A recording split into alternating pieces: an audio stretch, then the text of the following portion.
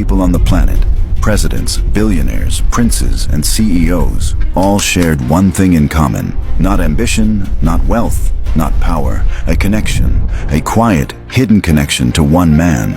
A man who, for decades, operated in plain sight while the people around him looked the other way. His name was Jeffrey Epstein, and on January 30th, 2026, the United States Department of Justice released over 3 million pages of documents tied to him. 3 million pages in one single day. What's inside those pages? Names, emails, flight logs, allegations, and a web of connections so wide, so deep, that the people tangled up in it include some of the most recognizable names on Earth. Today, we are going to walk through every major leader and figure who showed up in those files. Or we are not here to guess, we are not here to spin. We are here to look at what the documents actually say, and to ask the questions that the people in charge have been avoiding for a very long time. So stay with me, because this story is far bigger than one man. To understand why these files matter so much, you first need to understand who Jeffrey Epstein was, and how he managed to stay out of the spotlight for so long. Epstein was not born into money. He grew up in Brooklyn, New York, and started his career as a math teacher. But somewhere along the way, he made a sharp turn. He became a financial advisor to some of the richest people in the world. By the time most people had even heard his name, he had already built a network that stretched across continents, connecting him to politicians, royalty, scientists, and tech moguls. He owned a private island in the United States Virgin Islands called Little St. James, but the people who lived on the nearby islands had another name for it. They called it the Pedophile Island, because what was happening behind closed doors on that island was something no amount of wealth or power should ever be able to hide. Girls, some as young as 12, 13, 14, were being trafficked there. They were being abused, and the people who visited, the people who knew, the people who looked away, many of them are in these files. The Epstein Files Transparency Act was signed into law by President Trump on November 19, 2025. It forced the Department of Justice to release everything they had. By the 1990s, Epstein had accumulated a fortune estimated at around $60 million. Some reports put it much higher. He bought properties everywhere. A mansion in New York City, a compound in Palm Beach, Florida, a ranch in New Mexico, and of course, that island. It sat in the Caribbean, about 75 acres of what looked like pure heaven. But it was here, in this paradise, that the real horror of Epstein's operation took shape.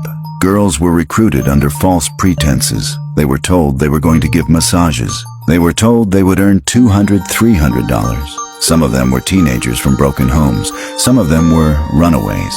And some of them were desperate in ways that most people will never understand. And once they were there, they could not leave. The island was surrounded by water on all sides. One girl, she was 15 years old, tried to swim away.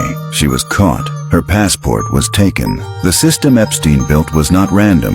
It was organized. Every girl who was brought in was asked to bring another girl. It worked like a chain, like a pyramid. The police who eventually investigated it were shocked by how structured it was. The whole thing started because of one girl, one brave, terrified girl in Florida. In March of 2005, a 14-year-old girl told her parents what had been happening to her. She had been taken to a wealthy man's house by a classmate. She was told she just had to give a massage. She would get paid. But when she got there, Jeffrey Epstein was waiting for her. And what happened next was not a massage. The local police in Palm Beach began investigating, and what they found was staggering. They talked to the first girl. She gave them 2 more names. Those 2 girls gave them 2 more, and those girls gave them 2 more. The chain did not stop. Within just a few months, the Palm Beach police chief had identified 35 victims, and there were dozens more being tracked. By May of 2006, the Palm Beach police had built a serious case. The FBI opened its own investigation. They called it Operation Leap Year. A 53-page report was put together. Victim statements were taken from Florida to New York to New Mexico. Epstein was charged with international sex trafficking, 36 minor victims, dozens of witnesses, an FBI investigation. A man like Jeffrey Epstein should have spent the rest of his life in prison, but that is not what happened. Behind the scenes, a deal was being made. Miami's federal attorney, a man named Alexander Acosta, was negotiating directly with Epstein's lawyers. And the deal that came out of those negotiations is one of the most shocking things in this entire story.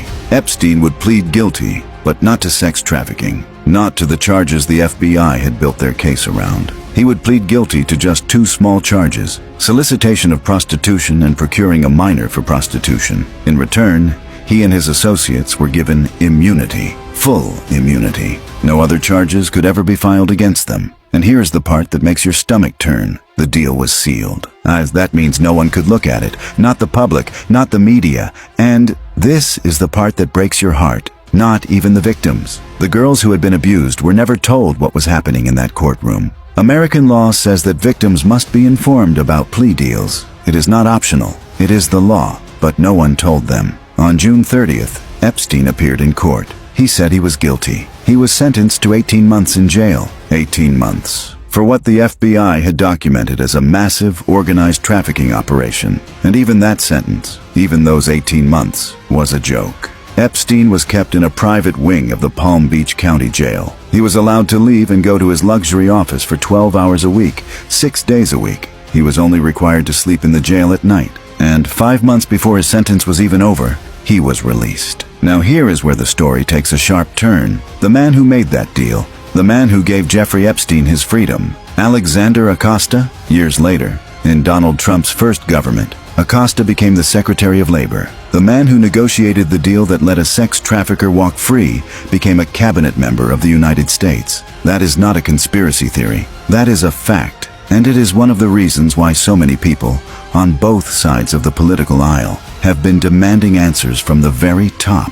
For years after Epstein was released, nothing happened. He went back to his life. He flew on his private jet. He threw parties on his island. He kept meeting powerful people. The villain, it seemed, had escaped. But there was one person who refused to let that be the end of the story. Her name was Julie K. Brown. She was an investigative journalist working for the Miami Herald. After Epstein was released in 2009, she began following the case closely. She studied it for years. She tracked down victims. She read every document she could find. And in November of 2018, she published her findings. Not one report, not 2, a whole series. A deep, detailed investigation into Epstein's crimes and the system that had protected him. She called it perversion of justice. The reports caused an explosion. Public anger surged. People demanded that Epstein be investigated again, and because of that pressure, because of one journalist who refused to give up, a new investigation was opened in New York.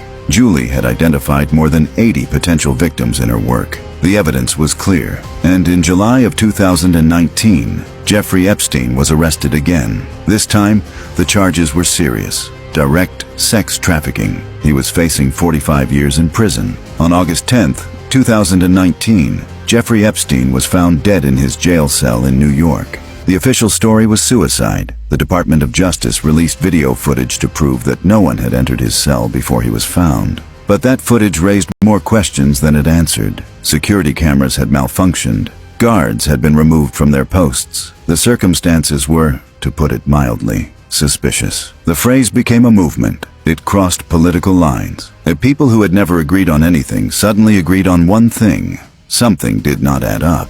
And with Epstein dead, the people he had connections to breathed a little easier. Or so they thought. During the 2024 presidential election, Donald Trump made a promise. He said that if he became president, he would release the Epstein files.